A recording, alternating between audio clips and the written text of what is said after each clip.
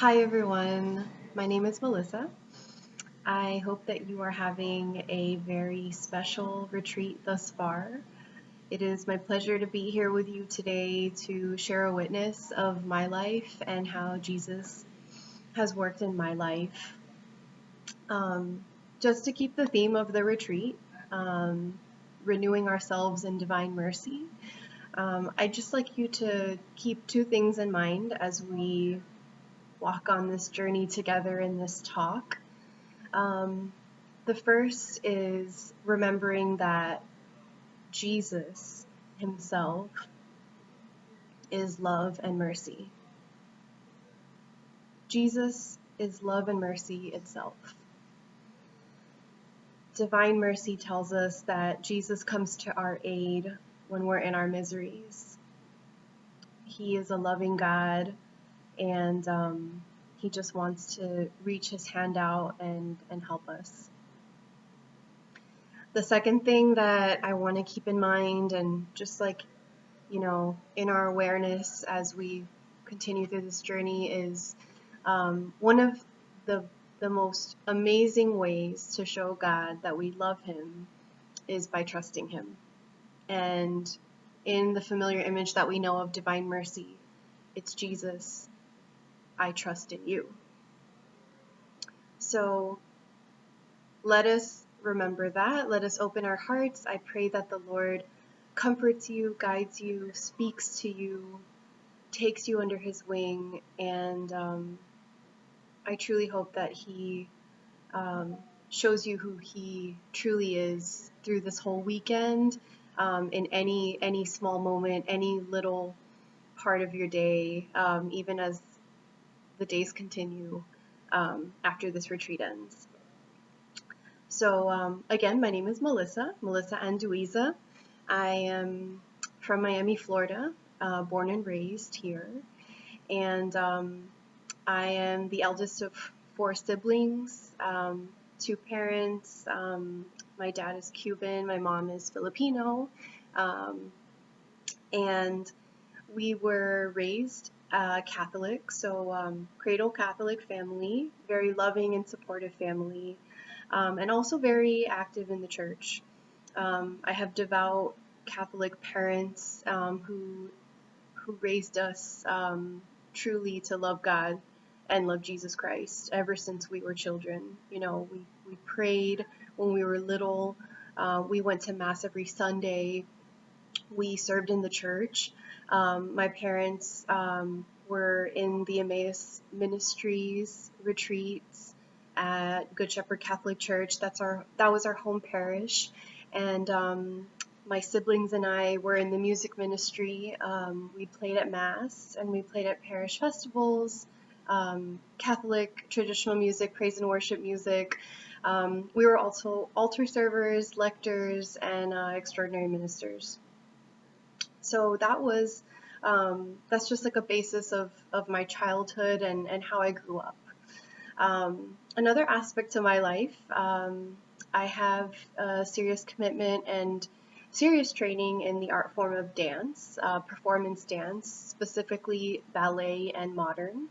I started dancing at a young age. I quickly took to the form and became very dedicated and seriously committed to the art form. This went on through my childhood, elementary, middle school, high school, and at one point in high school, I decided after I graduated that I wanted to pursue this as my career. So I made the decision to leave home. Now I'm going to pause and I'm going to insert here how during this time in my life, I was 18 years old, and I would say that things started negatively and as a challenge when I was about 13, probably when I was entering middle school. And middle school, it's that time where a lot of us are going through different changes because of puberty and just understanding things and new perspectives as we get older, right? So when I was 18 and getting ready to leave for college, I was experiencing this dramatic case of, I guess, in this new generation, what we call FOMO, fear of missing out. I was experiencing this rebellion of wanting to do what I wanted to do, wanting to do what I could not do. And the reason for that is because coming from the home that I came from, my parents, they very much sheltered my siblings and I. And I couldn't understand it at the time, but I couldn't understand what a blessing it was at that time, but they were just trying to protect us from the tragedies of this world and the dangers and the evils of this world. So, me being a young teenager and eager and curious and hungry for wanting to know everything, um, my parents would restrict me from doing certain things, and I would get very upset about it.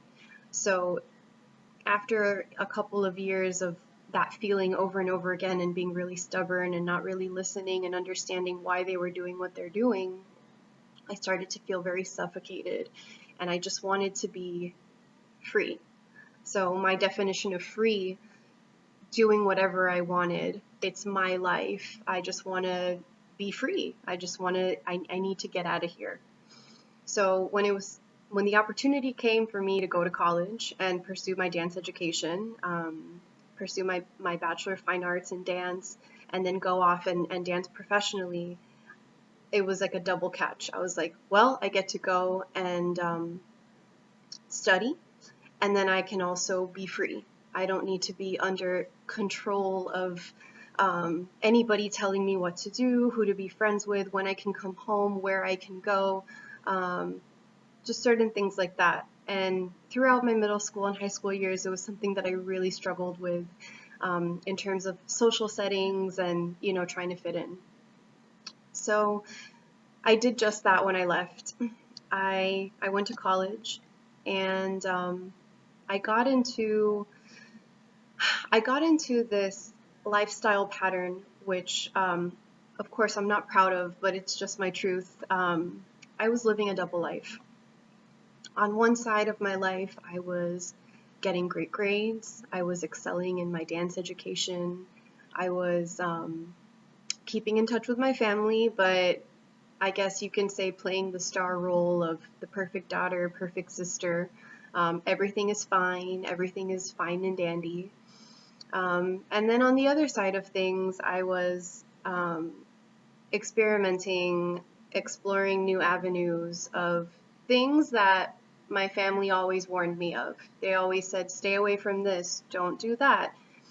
And for me, I would justify it as, I need to have my own experience. How can I know what's good for me if I don't experience it myself? So I did just that.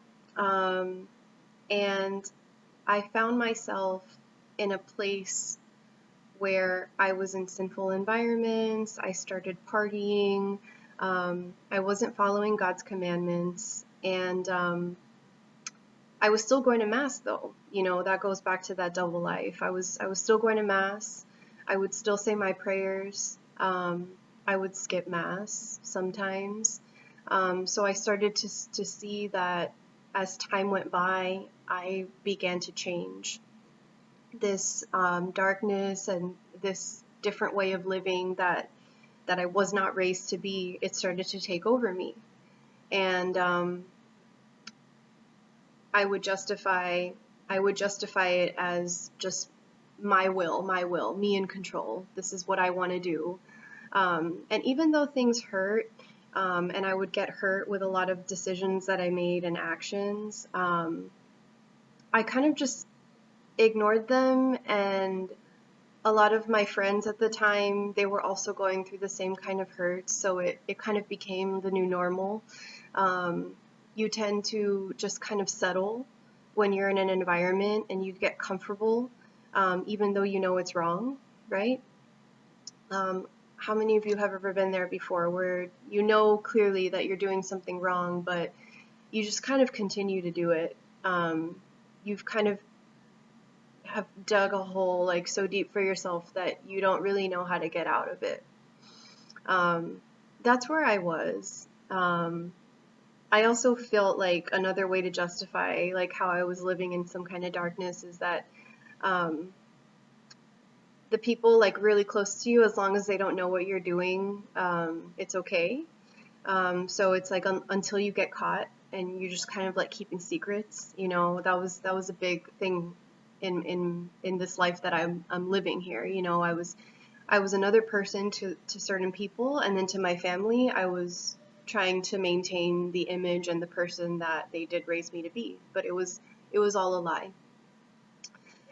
This kind of behavior, it went on for about 9 years, all throughout my 20s. From when I went to college, I graduated with my BFA. I immediately signed a contract with North Carolina Dance Theater as a professional ballerina. I moved to North Carolina. I started dancing professionally, and I continued this behavior, and it actually only got worse. Um, and as I reflect, this behavior, what it did to me, it really only left me with feelings of emptiness, a lot of guilt, and a lot of shame for the person that I was becoming, the person that I became. I was lying a lot. I was just very selfish, only thinking about myself. A lot of my relationships suffered in my current day, because I wasn't a person of good character anymore. I was just kind of like following the cool crew to fit in, and a lot of selfishness, a lot of me, me, me. I repeat that because it was just all about what I wanted to do and not listening to anyone else. Like, let me figure it out. I'm in control of this. Um, the turning point in my life happened when, because of my poor decisions and my poor actions, because of those things, I finally drilled myself so far down that there was nobody that could help me, nobody that I could turn to except for one person. And that person was Jesus Christ. I had to surrender my life because I had no idea what I was going to do. I didn't know who to turn to, where to go, except onto my knees and beg God to save my life. I don't know if any of you have ever been down that road before, and it's a tough one if you have, where you feel like no one is there for you on this earth except for Jesus. It's ironic how we usually meet him in those places. We meet him when we're on our knees, stumbled, we meet him at the cross. And that's where I met him. And I'm a very stubborn person sometimes, so it took me that. And, my parents always say, like, why do you have to get to that level in order to listen? And you play with fire, you get burned. Well, I got burned real bad. And ever since that day, ever since the day that I surrendered my life, I let go, I gave it to Jesus, and I asked him to turn it around for me. Ever since then, things have been different, and I've seen the light. My choices have changed. The first thing that I needed to do to change my life and turn it around after I made that choice, I moved back home. I came back to Miami. I was living, at the time, I was living in New York for 3 years. I was living in New York when, things got really bad, when I hit rock bottom. So I moved back to Miami. I surrounded myself with my family again, because they are the ones who unconditionally love me, and they remind me of who I truly am, right? Which reminds me and brings me to the word identity. What is our identity? I think we're always trying to think, like, what is our identity? Who am I? And this was something that I was never really clear about, something that I always had confusion about. It was always constantly changing before I allowed Jesus to be number one in my life. My identity was a dancer. That was like the biggest identity I had, because it was my 24/7. You know, I was a professional ballerina. My academic intelligence, um, my ethnicity, being a Latina, being Asian, being a U.S. citizen, like that was my identity. Um, my familial status, sometimes I tried to find my identity in my relationships, with a boyfriend that I had, really feeling, oh, I'm his girlfriend, so that makes me feel really important and really cool. Um, but all those are lies about our identity. It wasn't until I started to get to know Jesus that the only identity that we have is a daughter or a son or a child of God. He's our Father and we are his children. Um, I started to learn all of these things after I started to involve myself in community.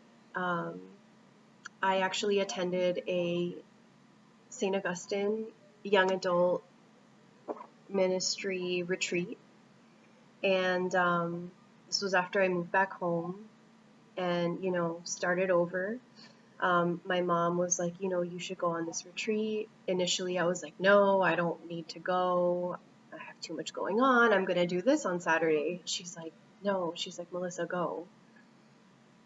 So I went, and it was a great weekend. I've never had Catholic friends. I've never had friends, like, in my past, like, I never had friends who believed in God. Imagine the kind of influence that I had in my life. So it was different for me, but everyone was so kind and so loving. I spilled coffee all over some white pants that I wore, and one of the girls on the team, a new friend that I had made, had an extra pair of jeans in her car. You know who you are. And she gave them to me, and she's like, here, put these on. That's just like a tiny bit of kindness that was demonstrated towards me. The real big defining moment for me that actually deepened my conversion that I want to share with you during that retreat was an experience and an encounter I had with the Lord during the sacrament of reconciliation, during confession. So we were all brought into the church, and we had some time for praise and worship and adoration, and the Blessed Sacrament of Jesus was exposed. And there was also the opportunity to confess, to do confession. And I hadn't gone to confession in years, and I was afraid of it. I was like, I'm not really sure, like, where to even start with this. But somehow the presence of the Holy Spirit, the presence of Jesus in the Holy Eucharist, moved me to get up off my butt into the line to confession. And I was shaking. I was so nervous to go. I was really afraid. And I sat down when it was finally my turn, and I was crying, and the priest was like, why are you crying? And I was like, I'm really embarrassed. I'm really nervous to confess my sins because I'm so ashamed of everything that I've done. The priest was so kind and so gentle, and he told me, don't be afraid. You're here because God called you here, and he wants to free you from all of that weight, all of that sin, all of that pain. He wants to heal you. So just let it all out, and I will listen to you. Imagine you're talking directly to God. And he made me feel so comfortable in that moment that everything just spilled out. Did he judge me? No, he didn't. He spoke to me with words of love. And in that moment, I realized that I was speaking with Jesus, and it was beautiful. So in that moment, I made this commitment and this choice to follow God and walk with him for the rest of my life until I meet him again in paradise. Now, I'm still a work in progress. I am not perfect, and I still get tempted all the time. I think it's just part of being human, but I am fully armored with my faith now, and it's like a strong conviction. It's a commitment, not a feeling that I have. God is with us. He is with us. His presence, he's always with us. And he loves us like so much. Like we can't even fathom how much he loves us. For me, when I'm trying to combat temptation or get going back into like those old habits and like those old ways of like how I used to live, firstly, I remember the pain and the suffering and the crosses that I've gone through because of those poor decisions. And I'm like, you know what? I don't want to go through that again. Why would I want to go through that again? That hurt, and I'm still trying to heal from it. Second, I think about how it hurt God so much. And for him to be able to forgive me and love me despite everything that I've done, it hurts me to want to hurt such a good, loving God. I've had to humble myself and realize that God is not an option, but he's actually a necessity. I cannot go through a single day without him. So I invite you to allow God into your life, into any situation, joyous or difficult, that may seem impossible. Just remember, all things are possible with God. So you may be going through something right now that's really challenging. I invite you to just talk to God. He's a personal God, and he loves us, and he wants to free us. He wants to, his power is ordered to our good. You know, imagine somebody in your life that you truly love and that they love you. God's love is multiplied by infinity on that person. So imagine the goodness he can do in your life. I pray for you. God bless you. Come, Holy Spirit. And remember these words, Jesus, I trust in you.